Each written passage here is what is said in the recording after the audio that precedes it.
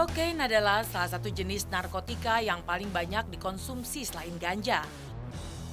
Kokain mengandung stimulan kuat dan sangat adiktif sehingga dapat langsung mempengaruhi fungsi otak penggunanya. Kecanduan kokain dalam jangka panjang dapat menimbulkan berbagai masalah fisik dan psikologis. Bahkan zat yang satu ini juga bisa menyebabkan kematian. Peredaran kokain di tanah air mungkin tidak setenar sabu, ganja, atau putau di masa lalu. Namun narkotika mematikan ini cukup menjadi primadona di kalangan artis dan kelas atas. Selain harganya yang mahal, kokain terbilang sulit untuk didapatkan. Tercatat ada nama Ahmad Albar, Fahri Albar, Restu Sinaga, Richard Mulyadi. Sederet nama publik figur yang pernah berurusan dengan kokain. Kasus terbaru yang menjerat selebritis adalah Steve Immanuel. Ia diduga sebagai sindikat peredaran kokain di Jakarta setelah tertangkap tangan menyelundupkan barang haram tersebut sebanyak 100 gram dari Belanda. Dan tak lama berselang, giliran Andre Jordan Alatas, asisten Ivan Gunawan, ditangkap karena memiliki satu paket kokain serbuk MDMA beserta ekstasi. Lantas benarkah Steve dijerat dengan hukuman mati karena terbukti bersalah menyelundupkan kokain ke Indonesia?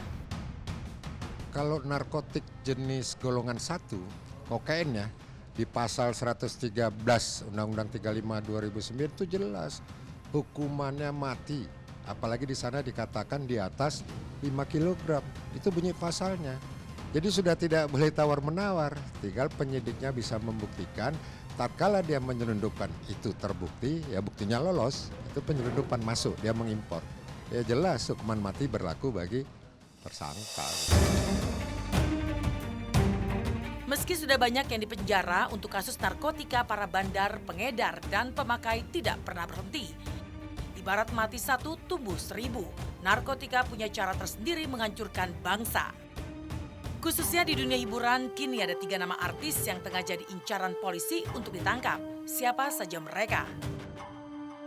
Awal Desember saya menguakakan identitas itu 5 ya.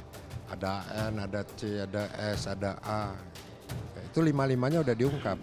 Sekarang kemarin saya mengeluarkan identitas antara M, B, dan P. Ya bisa aja itu narkotik kokain tadi bisa. Nah ini K kan sudah terungkap, tinggal M, B, sama P. Tinggal nunggu apesnya aja. Bisa bulan ini, paling lama bulan Maret. Nah, nantilah. Ini yang udah kita lihat ya.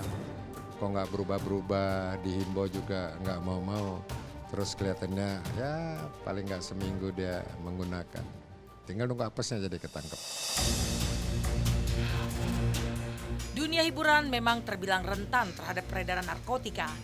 Tuntutan profesi yang tak kenal waktu membuat para pelaku mencari cara untuk menjaga stamina tubuh.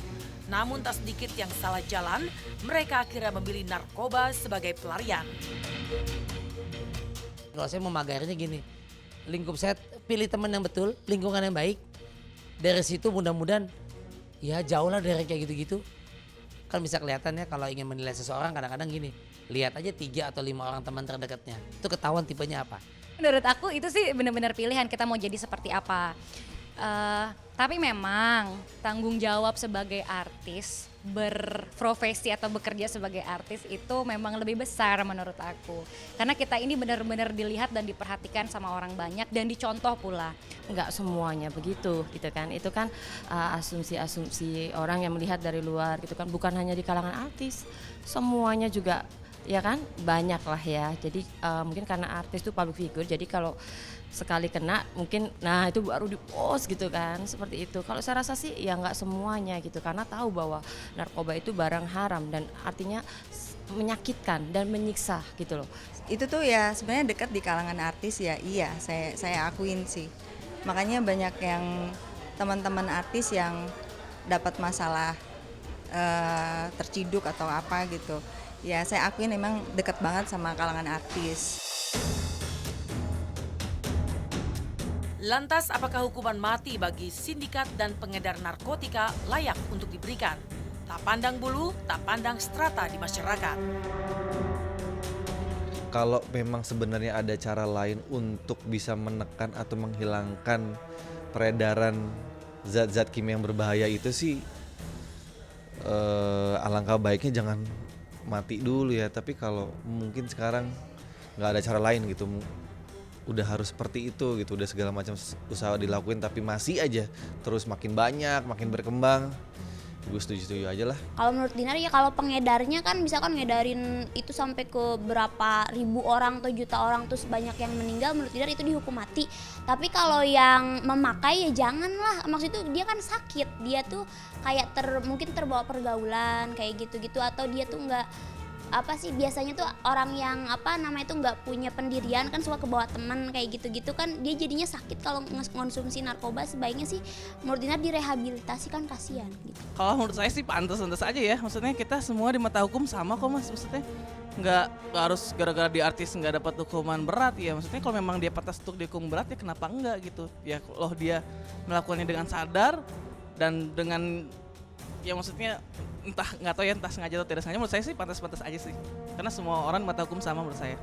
Kalau menurut saya sih pantas-pantas aja ya, karena kan narkoba itu sama dengan kayak meracun generasi muda yang sekarang gitu kan. Jadi kalau menurut saya mereka semua dapat hukuman mati ya pantas, karena mereka tuh telah berbuat dosa karena meracuni semua masyarakat generasi muda buat yang kedepannya gitu. Ya pemirsa, semoga tayangan tadi dapat memberikan edukasi tentang bahaya narkotika.